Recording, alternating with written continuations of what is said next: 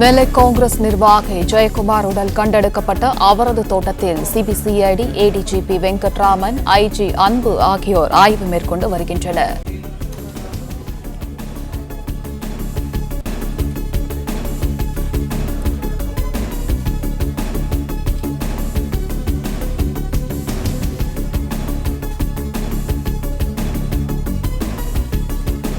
நெல்லை காங்கிரஸ் நிர்வாகி ஜெயக்குமார் உடல் கண்டெடுக்கப்பட்ட அவரது தோட்டத்தில் சிபிசிஐடி ஏடிஜிபி வெங்கட்ராமன் மற்றும் ஐஜி அன்பு ஆகியோர் ஆய்வு மேற்கொண்டு வருகின்றனர்.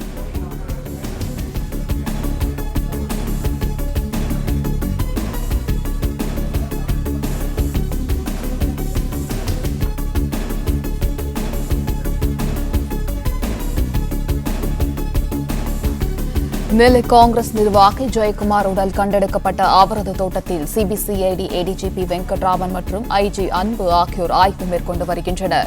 இது குறித்தான முழு விவரங்களுடன் இணைகிறார் செய்தியாளர் நாகராஜன். வணக்கம். விவரங்கள் என்னென்ன? நெல்லை கிழக்கு மாவட்ட காங்கிரஸ் தலைவர் ஜெயக்குமார் உயிரிழந்த விவகாரத்தில் கொலையா அல்லது தற்கொலையா என்ற சந்தேகம் இன்று வரை நீடித்து வருகிறது. ஏனென்றால் ஏற்கனவே 174 என்று வழக்கு பதிவு செய்த நிலையில் அந்த காவல்துறையினர் தொடர்ந்து விசாரணை நடத்தி வந்தார்கள். ஆனால் அந்த விசாரணையில் சரியான முடிவு எட்டப்படவில்லை என்ற காரணத்தினால் சிபிசிஐடி விசாரணைக்கு தமிழக அரசு உத்தரவிட்டது. அதனைத் தொடர்ந்து சிபிசிஐடி விசாரணை நடைபெற்று வந்தது.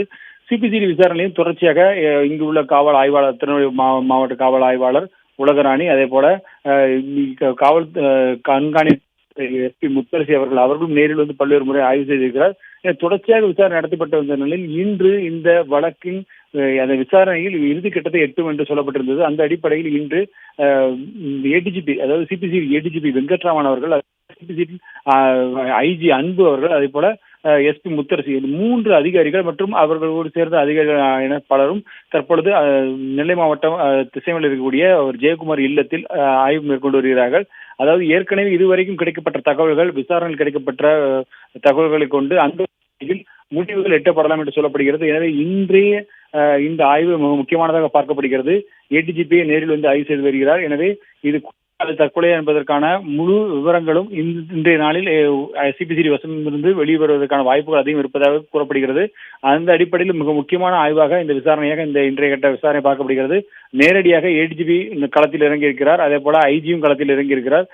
ஐஜியாக இருக்கக்கூடிய அன்பு அவர்கள் ஏற்கனவே இது போன்ற பல்வேறு குற்ற வழக்குகளை திறம்பட பணியாற்றி வெளிக்கொண்டு வந்திருக்கிறார். அந்த அடிப்படையில் பார்க்கும்போது இன்றைய நாளில் இன்று வரக்கூடிய இந்த விசாரணையில் கண்டிப்பாக இதில் முடிவுகள், அதாவது தற்கொலையா கொலையா என்பது மிகப்பெரிய கேள்விக்கு ஒரு விடை கிடைக்கும் வாய்ப்பு இருப்பதாகவே சொல்லப்படுகிறது.